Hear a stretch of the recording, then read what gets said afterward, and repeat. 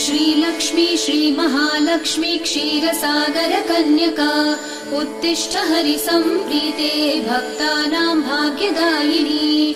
श्रीलक्ष्मी श्रीमहालक्ष्मी क्षीरसागर कन्यका उत्तिष्ठ हरिसम्प्रीते भक्तानां भाग्यदायिनी।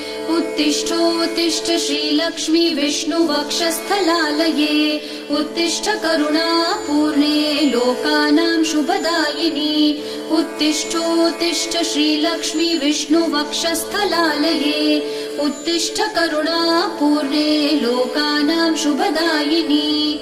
श्रीपद्ममध्यवसिते वरपद्मनेत्रे श्रीपद्महस्तचिरपूजित पद्मपादे श्रीपद्मजात जननी शुभपद्मवक्त्रे श्रीलक्ष्मी भक्तवरदे तव सुप्रभातम्।